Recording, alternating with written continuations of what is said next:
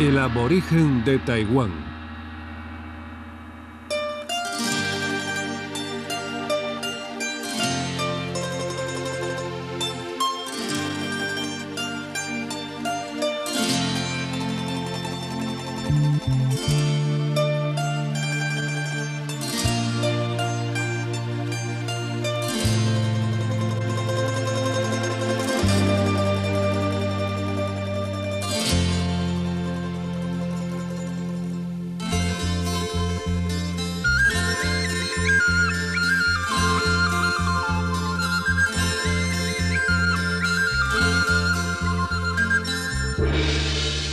...101 aniversario del nacimiento de Chiang Kai-shek.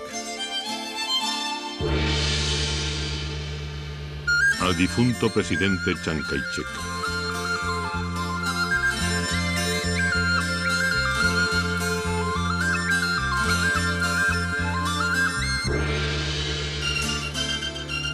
...10.000 años para la República China.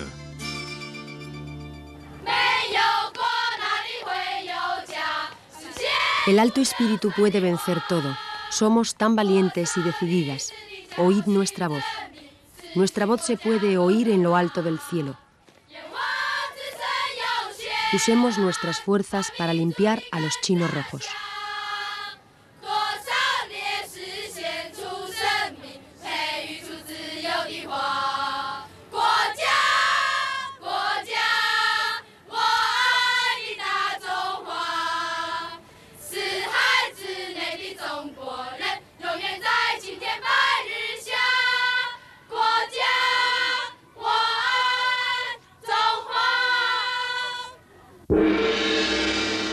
El más imparcial y el más noble.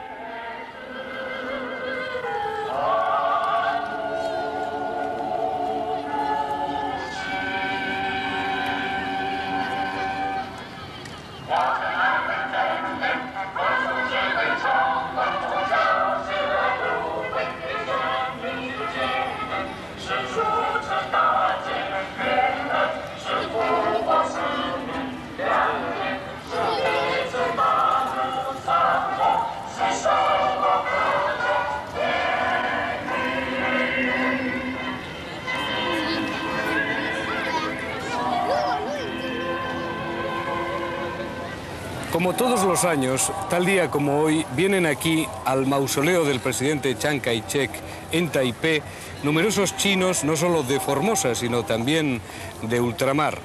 No hay que olvidar que el presidente Chiang Kai-shek cambió la suerte de esta isla, de Formosa, cuando llegó aquí en 1949 acompañado de 2 millones de seguidores procedentes del continente chino.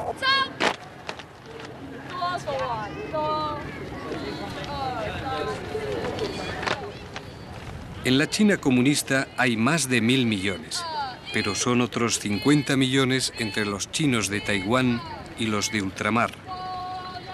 Es la otra China, la que rechaza el nuevo eslogan de Pekín, un país, dos sistemas. Los chinos nacionalistas no creen que los chinos comunistas permitirían, a cambio de soberanía, la continuación del capitalismo.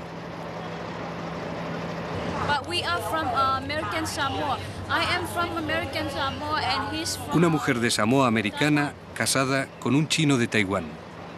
Este señor viene de Singapur a visitar el memorial de Chiang Kai-shek. Para mí, volver a mi país natal y además estar aquí un día como este es un orgullo y una alegría.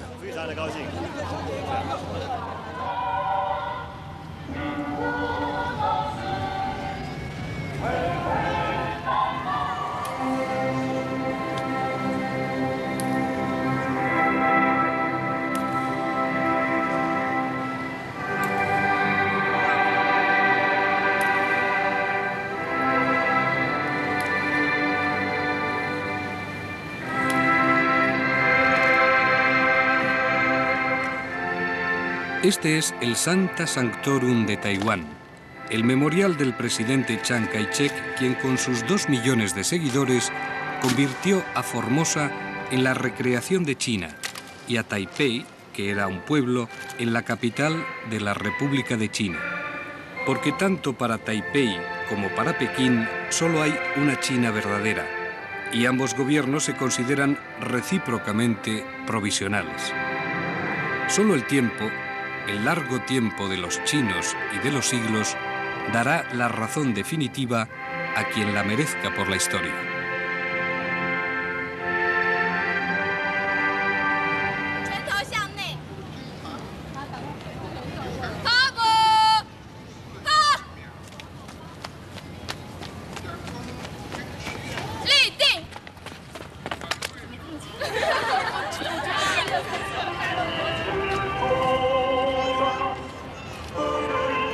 Mientras, en Taiwán, la sociedad está mentalizada.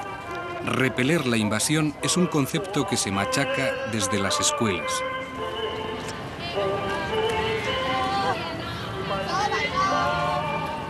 Las muchachas de los colegios vienen al memorial a entrenarse en sus desfiles patrióticos.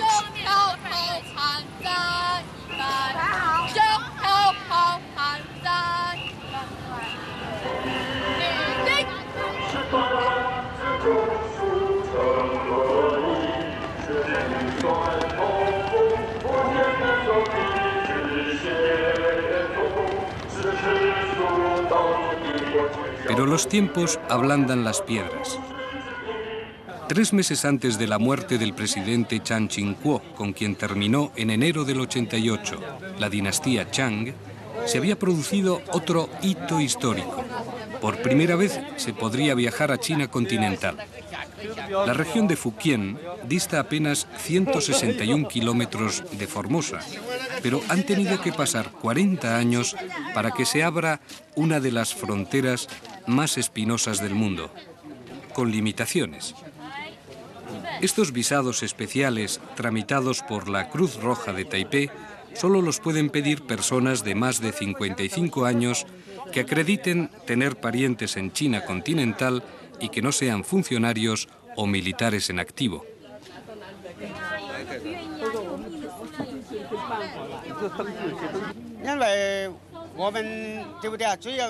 Voy a China continental, pero no voy a hacer nada en especial, solo visitar a mis parientes.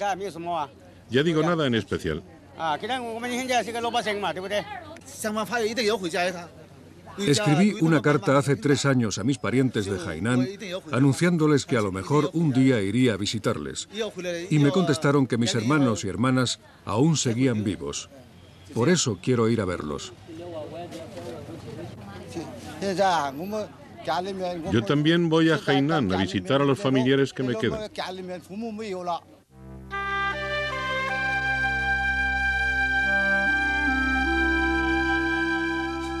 Tiene la forma de una verde hoja de tabaco.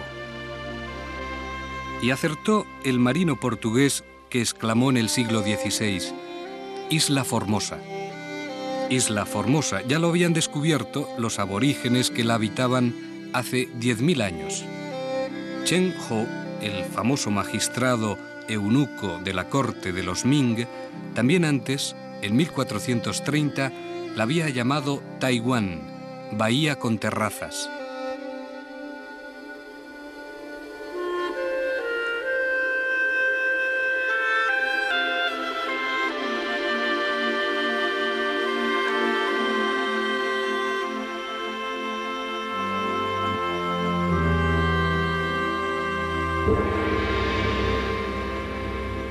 Conmemoración del nacimiento del padre de la patria y del Día de Revitalización de la Cultura China.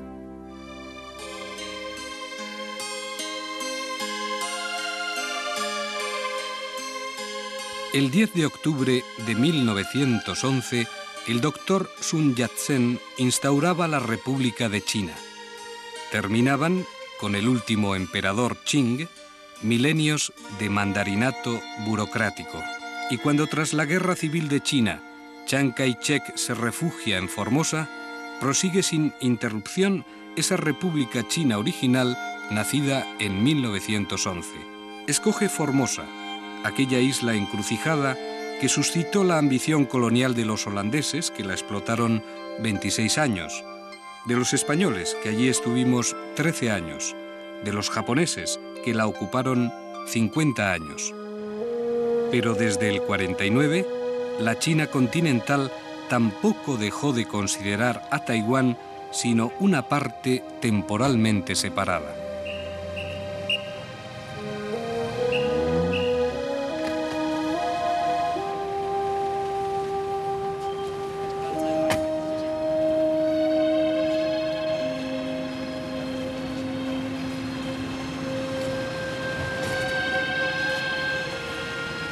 Los Guai Shenre, o refugiados del 49, procedentes de todos los puntos de China, se superpusieron a los Bendiren, o antiguos colonos chinos, sobre todo del Fujian.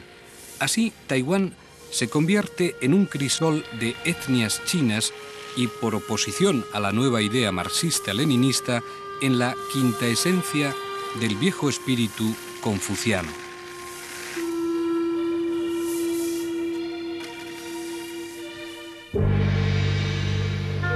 No olvidéis el espíritu de la ciudad de Yi.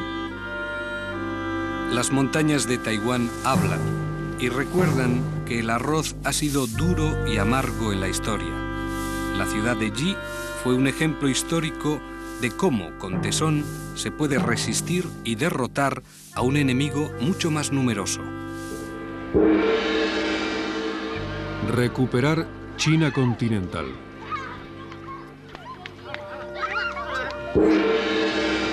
Reconstruir el país.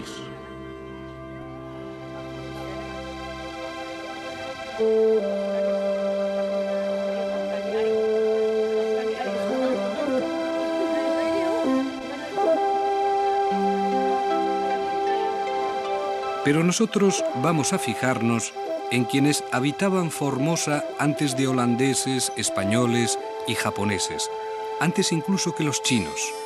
Solo en los últimos 40 años, los aborígenes han sido integrados en la cultura de la etnia Han, la dominante en China, y hablan el mandarín ya tanto más que cualquiera de las 9 lenguas que corresponden a las 9 tribus de Taiwán. Los Atayal, los Punun, los Saisiat, los Puyuma, los Paiwan, los Tsao, los Rukai, los Ami y los Yami.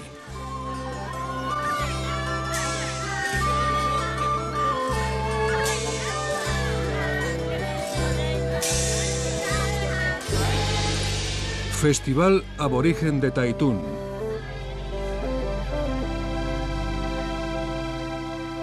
Para celebrar el 100 aniversario de la fundación de Taitung, una pequeña ciudad al sur de Taiwán, hoy, que es un domingo de noviembre, se celebra un festival de danzas folclóricas en el que participan 6 de los 9 grupos de aborígenes que existen en Formosa. Son unos 320.000 aborígenes en total, o menos del 2% de la población de Taiwán.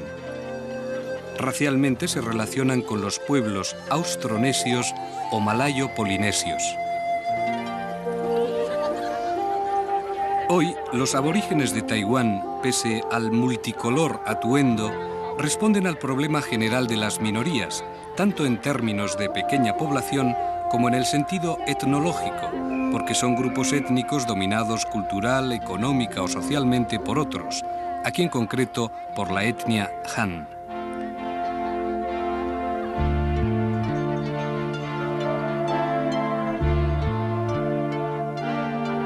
Hace solo 50 años, estos aborígenes de Taiwán eran cazadores de cabezas.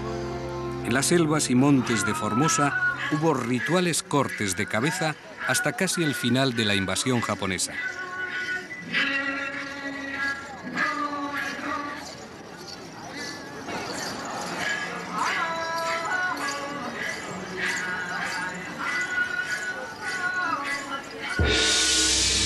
Presidente Chan, te amamos.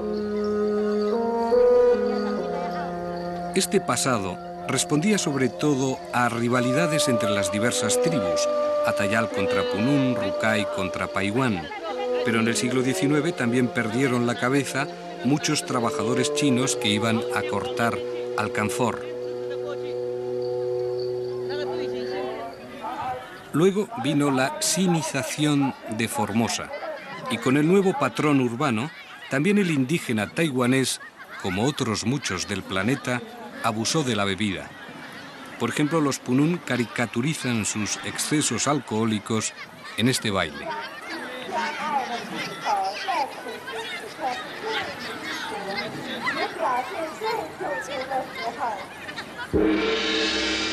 Promover el deporte popular en la comunidad y reforzar su cuerpo y su espíritu.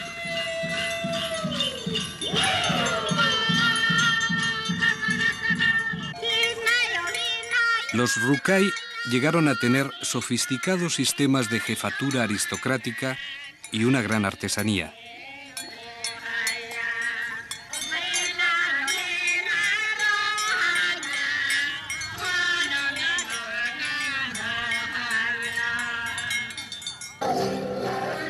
Los Ami son la tribu mayor del sur. Fue una sociedad matrilineal con una estricta estratificación por grupos de edad. Tal día como hoy, exhiben su excepción ante los Han, porque a diario tratan, como por ejemplo estos Puyuma, que se note lo que menos su origen étnico. Sin hablar de racismo, ser aborigen impide aún ciertas cosas en Taiwán, por ejemplo, matrimonios mixtos.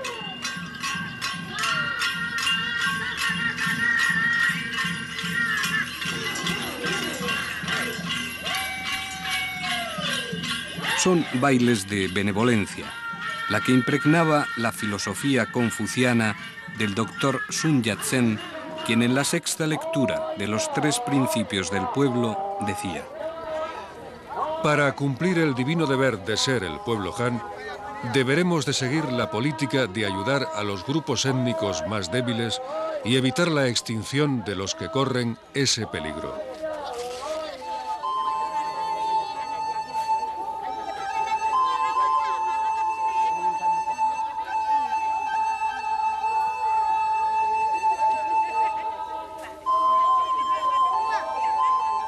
Pues bien, si existe una tribu en Taiwán que reúna aún muchos requisitos de última y fuerte personalidad y relativo aislamiento, esta es la tribu Yami de Botel Tobago o Lanyu. Por ser los más atrasados, o tal vez por ser los más pobres, o quienes tradicionalmente más que calentarse con ropas lo hacen mascando nueces de betel, los Yamis representan la gran atracción del baile de Taitung.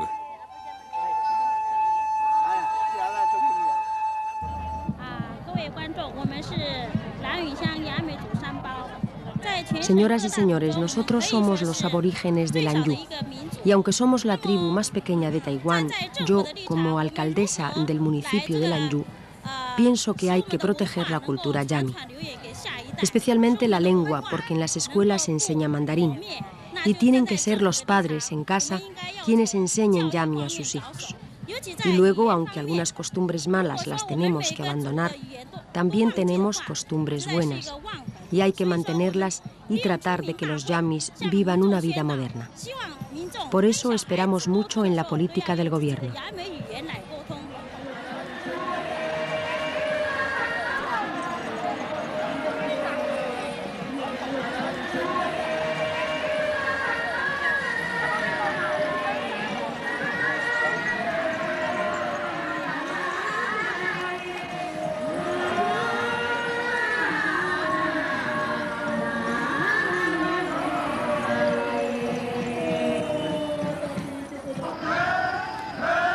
Los Yamis de Lanyu bailan ante el respetable público, pero ellos mismos saben perfectamente que lo que más atrae es su taparrabos.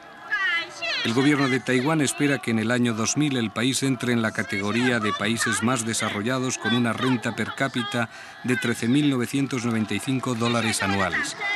¿Qué quedará entonces de la diferencia Yami?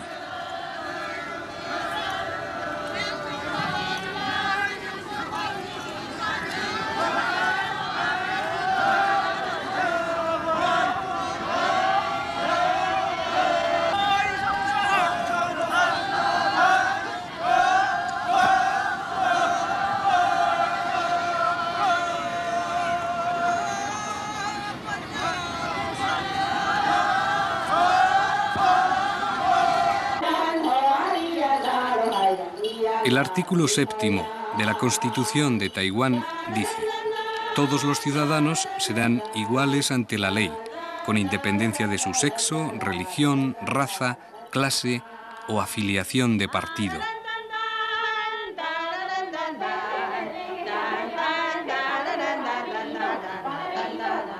De hecho, con delicadeza, en Taitún hay premios para consolar a todos los grupos. Por ejemplo, el representante Yami recibe $8.000 de Taiwán, unas 32.000 pesetas y una placa.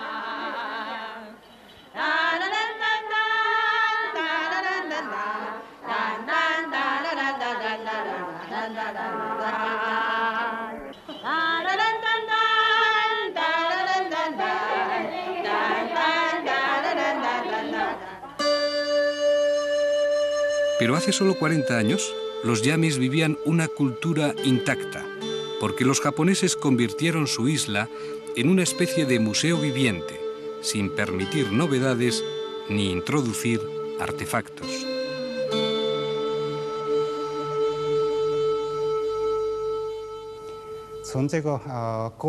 La cultura yami es muy delicada y espero que pueda continuar, aunque yo trabajé en la isla hace 30 años y cuando volví recientemente vi muchos cambios. Pero espero que en el contacto con la civilización puedan obtener algún beneficio, como por ejemplo nuevas técnicas para enriquecer su cultura tradicional en la que destacan. Por ejemplo, en la construcción de barcas.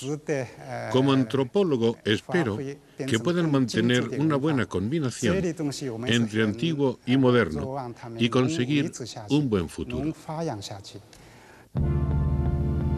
Pero para ver el presente de los yamis, vamos a volar de nuevo, rumbo a Botel Tobago, hoy bautizada en chino Lanyu, la isla orquídea.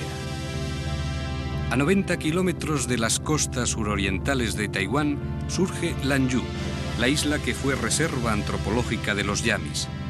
Las islas más norteñas de Filipinas, las Batanes, solo distan de aquí 3 horas en barco. En medio del Pacífico, Lanyu, la isla orquídea, fue una excepción de la gran corriente china.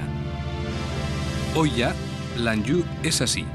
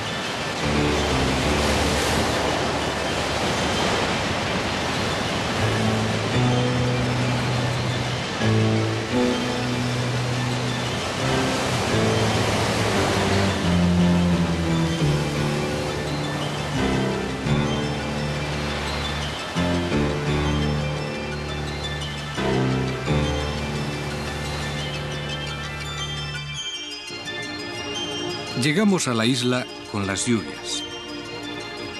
Botel Tobago, o Lanyu, su actual nombre, la isla orquídea, lucha como los propios 3.000 yamis que la pueblan entre su cliché de isla paraíso y su realidad a la intemperie de la historia.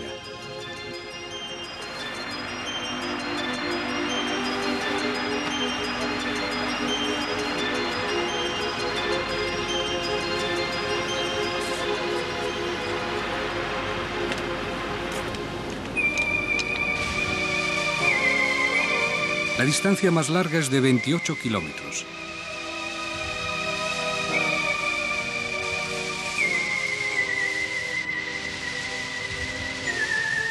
Hay 6 pueblos a lo largo de las costas, casi siempre azotadas y circunvaladas por una carretera comida a veces por la selva.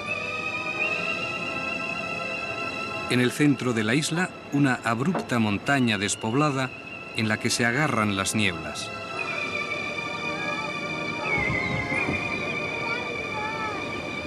Dos son los pueblos yamis más tradicionales de Lanzhou, Lantao y Yejin, o Plata Salvaje.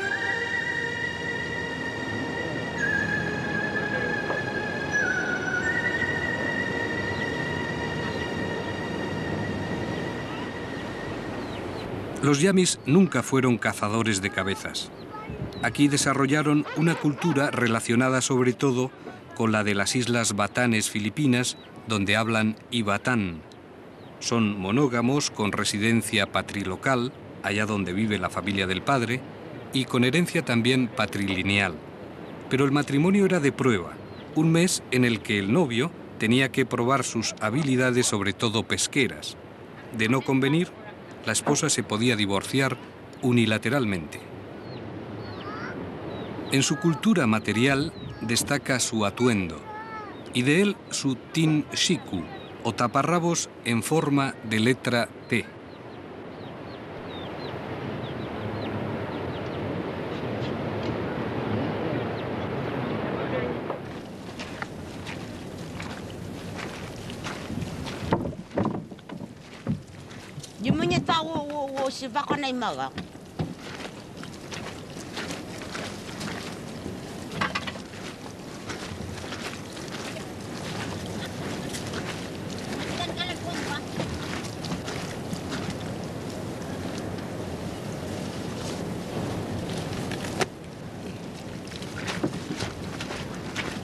Lantao es una pequeña aldea de menos de 700 habitantes al norte de la isla de Lanzhou, la isla Orquídea.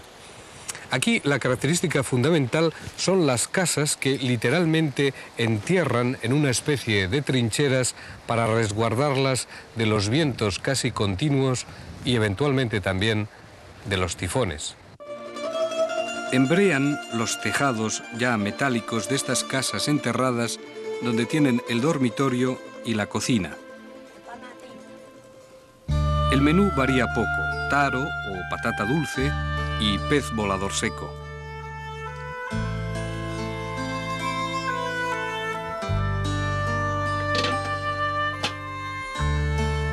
Pero el calor insoportable de la casa enterrada lo combaten con una segunda casa elevada sobre pilotes.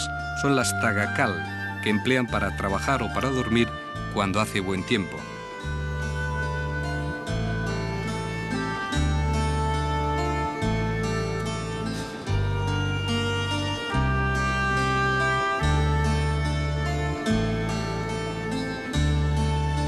Solo en 2 de los 6 pueblos quedan tagacal con techos de paja. De la paja a la brea y la hojalata va el choque cultural que sufren los yamis, a quienes recientemente el gobierno ha proporcionado casas modernas de ladrillos y cemento. Pero aún hoy les cuesta a los yamis adaptarse a sus nuevas casas si disponen de las 2 tradicionales, una trincherada y otra palafítica.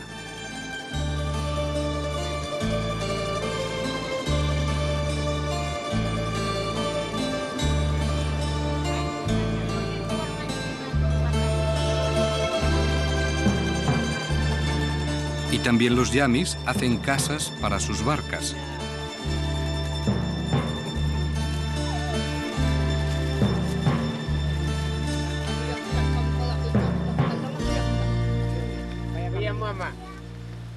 Se trata de unas barcas decoradas que recuerdan los motivos de las islas Salomón de la Melanesia, aunque más que una relación directa se trate para Raleigh Ferrell de la influencia en toda la región de la llamada cultura Dongson del Asia suroriental.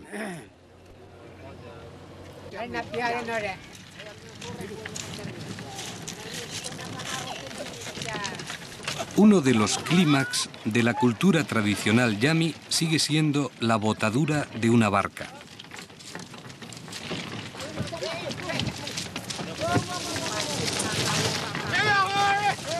Para estas ocasiones, los yamis sacan sus viejas corazas de fibra vegetal y sus cascos de palo.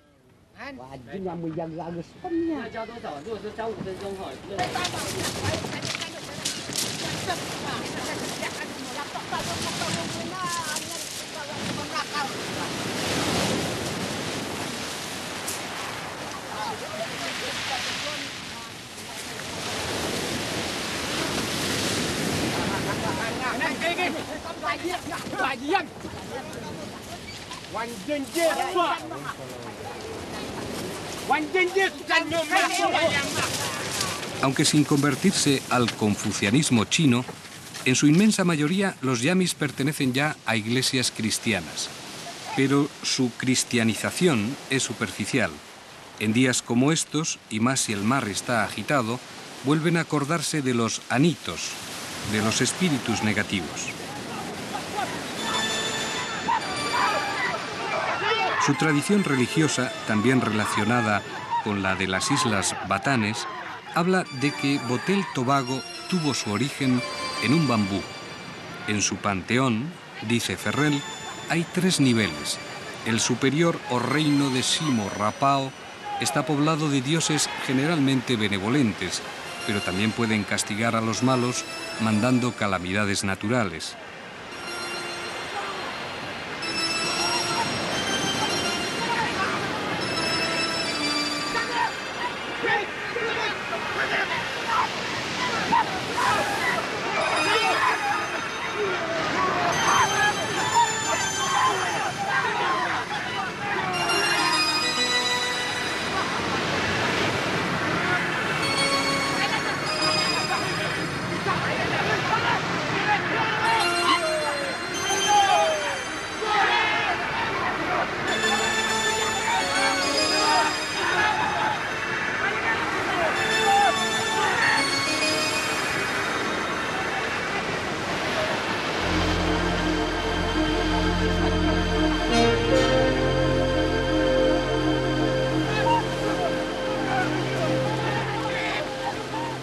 Al final de la botadura, los yamis gritan, hacen gestos amenazantes y muecas para ahuyentar a los malos anitos de la futura suerte de esta barca y de sus marineros.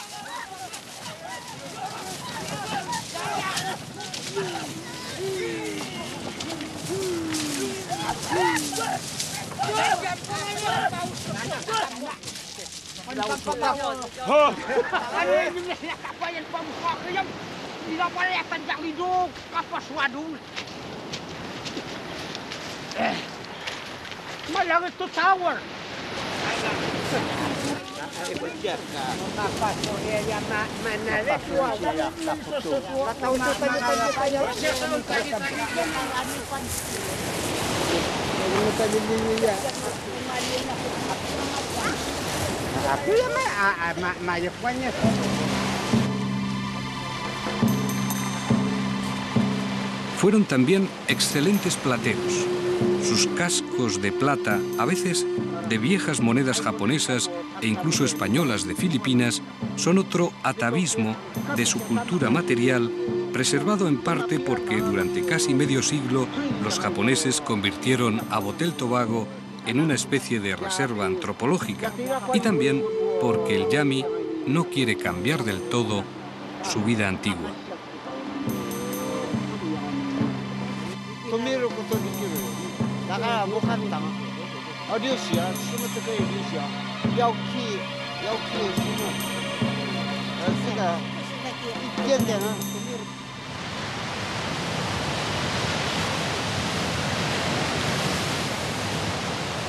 Cuando la mar lo permite, sobre todo allá por mayo, con sus barcas los yamis pescan el libambam, el pez volador que, una vez seco, constituirá su principal fuente de proteínas todo el año.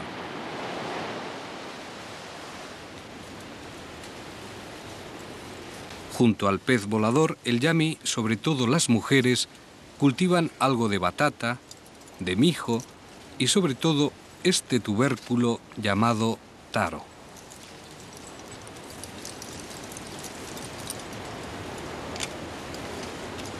A unos 500 metros solamente del Océano Pacífico tienen los yamis sus campos de taro. Y este tubérculo constituye, junto con la patata dulce y el pescado, por supuesto, su principal alimento.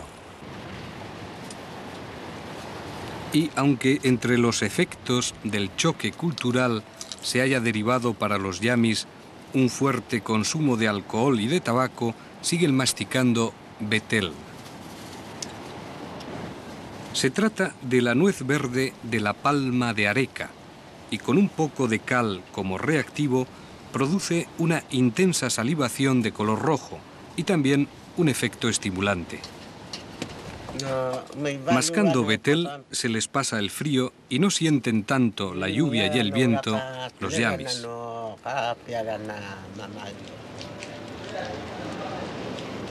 Pero junto a estos restos de estructura tradicional, Lanju es una isla también llena de elementos actuales.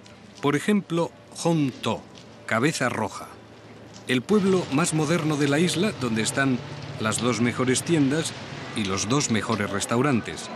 Tampoco hay más.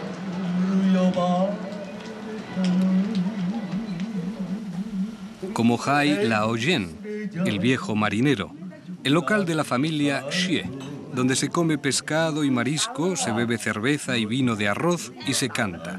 Hasta la patrona Xie Meiling participa en el jolgorio que los parroquianos yamis improvisan sin mayor pretexto en días lluviosos.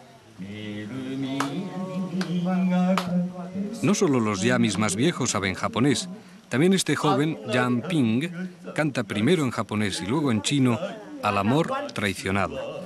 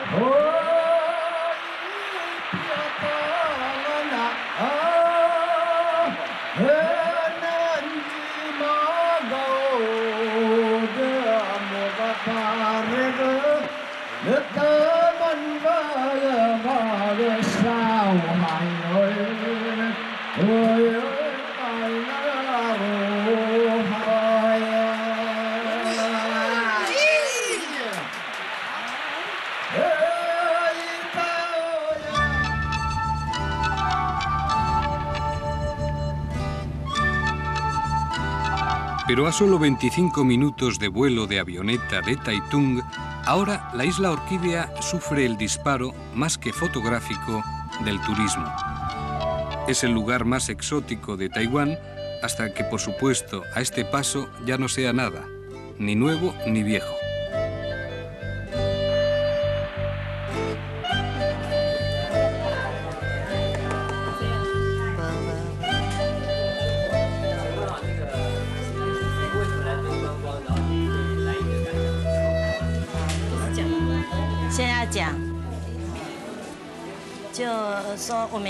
Oímos que la isla Orquídea era un lugar muy bonito, con muchos paisajes y costas muy bonitas, con rocas con formas muy curiosas y por eso vinimos a visitarlo.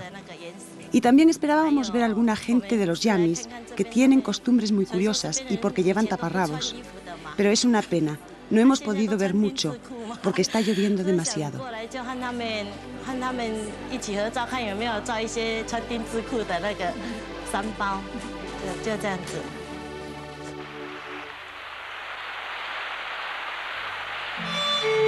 Llueve en la isla Orquídea y los yamis soportan también el impacto de un turismo que, como souvenir, quiere ante todo ver al indígena desnudo. Por eso mismo el yami sufre una gran indeterminación de atuendo. Si por un lado ven que son útiles, sobre todo en días lluviosos y ventosos, las ropas de abrigo, los impermeables y los pantalones, cada vez que aparece un forastero, se ven en la obligación de presentar su imagen de primitivo.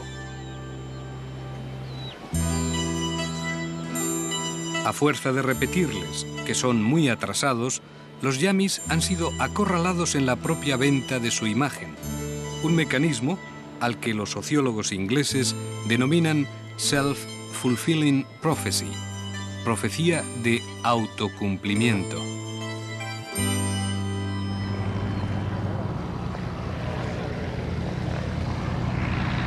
Desde que hicieron el aeropuerto, aunque de azaroso aterrizaje por los vientos, Lanzhou está abierta al mundo.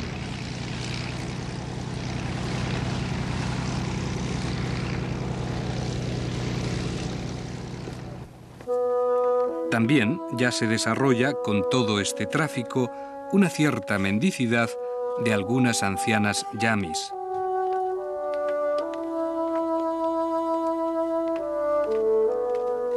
Sin embargo, Lanzhou cuenta con muchos servicios, incluido este dispensario en cuyo interior unos carteles dan consejos elementales de medicina preventiva. Yo soy el doctor Pa Ten-shung, director del centro médico local. Llevo aquí un mes. Lanzhou está muy aislada y con poco transporte, y eso repercute en el servicio médico. Las principales enfermedades de los yamis son las epidémicas, en concreto, enfermedades respiratorias e infecciones gastrointestinales. La solución sería una mayor higiene ambiental, que nosotros contásemos con más medios. Para el doctor Pa Te-shung, que es un indígena Rukai, la tasa de natalidad en Lanzhou es alta, pero también la mortalidad infantil, y la alimentación de los yamis es insuficiente comparada con otras poblaciones de Taiwán. Sin embargo, en las escuelas de Lanzhou, el gobierno subvenciona con $280 de Taiwán por niño y mes desde el 1º al 6º grado. El salario de un maestro es de unas 70.000 pesetas mensuales, pero venir destinado a Lanzhou es a menudo un castigo para maestros díscolos, con lo que la educación de los niños yamis se resiente. Pero es que Lanzhou es empleada también por el ejército como centro de reeducación de soldados.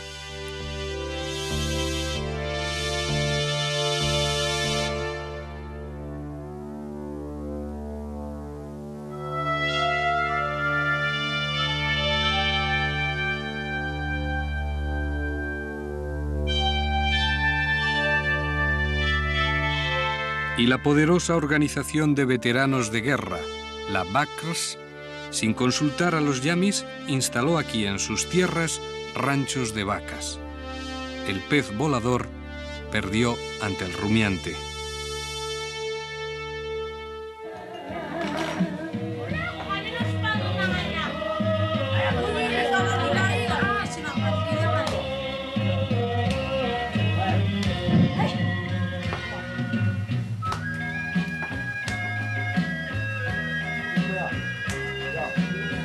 Así transcurre la existencia, a menudo ventosa, de la isla Orquídea. En El viejo marinero cantan la canción Esperando a nadie.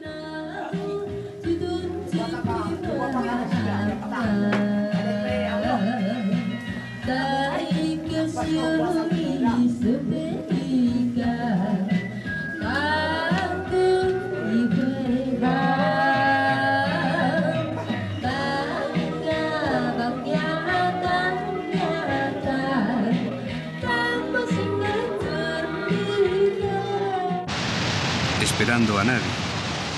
Pero en un cabo del sur le llega a Lanzhou una descarga singular. Centro de Administración de Residuos Nucleares de Lanzhou. Taiwán es el segundo país del mundo más densamente poblado después de Bangladesh. Hubo un día en que alguien se fijó en Lanzhou. En el sur de la isla Orquídea está Long Men, la Puerta del Dragón. Este es el sitio donde se depositan los desechos, los residuos nucleares de las 3 plantas atómicas que hay en Taiwán.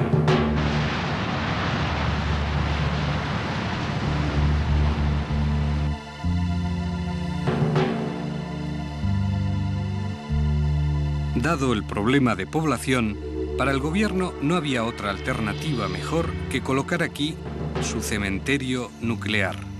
Desde mayo de 1982, la isla Orquídea recibe al año 10.000 barriles de residuos de baja radiactividad, previamente deshidratados, incinerados y compactados con cemento.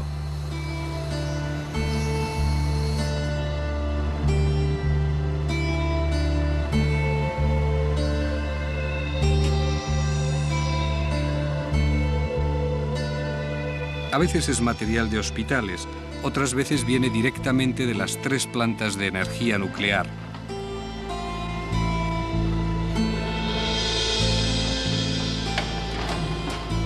Las trincheras, a 3 metros bajo el suelo, son de hormigón de un espesor de 35 centímetros. Se controla constantemente el nivel de radiactividad y eventuales filtraciones se drenan hasta un pozo donde se diluyen antes de descargarlas al océano, donde la corriente marina Kuroshio las vuelve a diluir.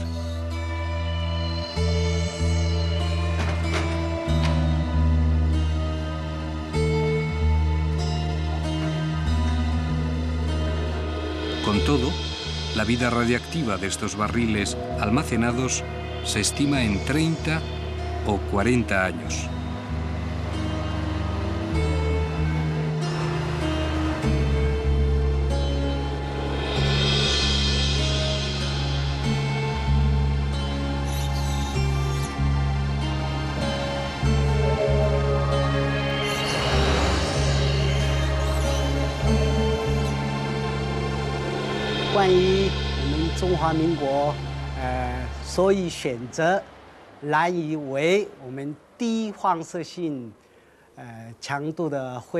La elección de la isla Orquídea como depósito de residuos de baja radiactividad obedece a varias razones. Una es la seguridad, ya que estos residuos deben ser almacenados en zonas de escasa población. La segunda razón es que el lugar reúna las condiciones ideales para un transporte seguro. La tercera es que, en términos de proyectos a largo plazo, el depósito debe tener capacidad de almacenaje para los 50 años próximos. La isla Orquídea, comparada con otras islas nuestras, reunía estos 3 requisitos. Por eso la elegimos.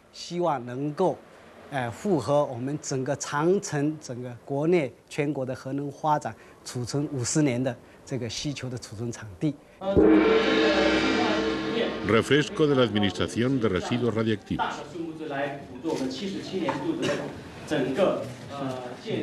Al principio, los yamis aceptaron pasivamente las instalaciones de basura nuclear. Pero últimamente, y como reflejo también de las críticas antinucleares surgidas en Taiwán, los yamis empezaron a protestar, como este delegado del pueblo de Yeyin.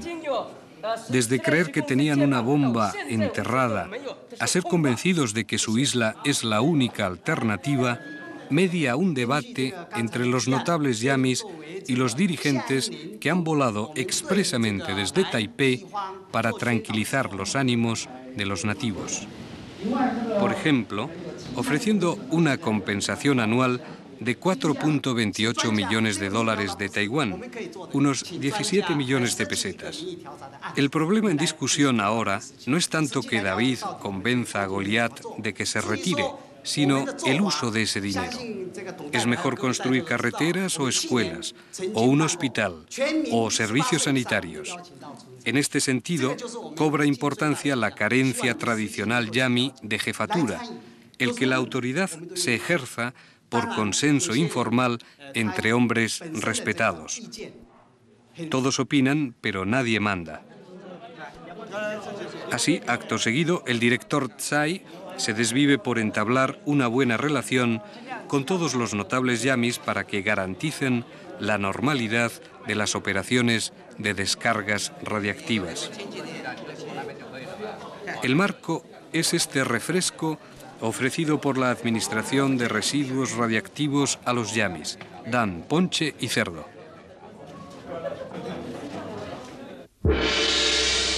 Recuperar China continental. Rescatar a los hermanos chinos. Guardar secreto. Protegerse de la infiltración de espías comunistas.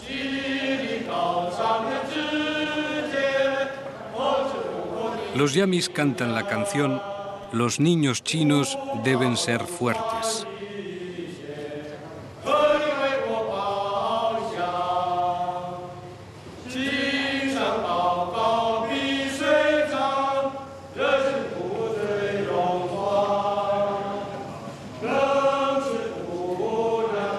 El día del aniversario del doctor Sun Yat-sen, en una escuela de la isla Orquídea, los yamis son aleccionados.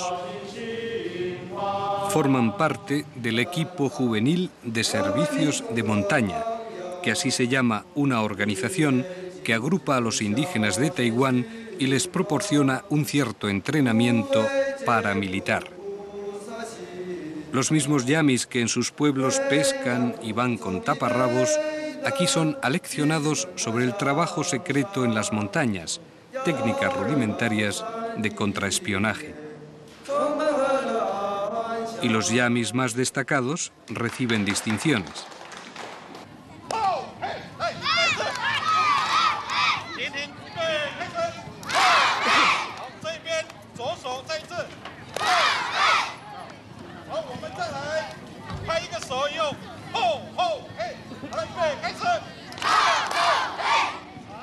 En el patio de esta escuela de yeyo, o aceite de palma, la organización filantrópica recreativa Wenwan Huaihen, Calor y Amor, con asistencia de su presidenta, la millonaria de Taipei, señora Chen Chouhua, también reparte galletas y juguetes a los niños yamis más destacados.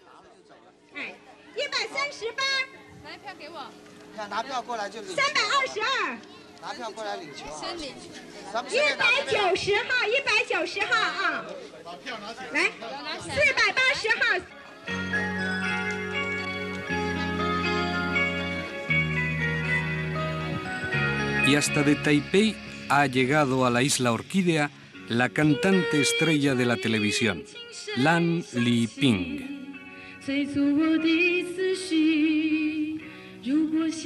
Hoy hace sol.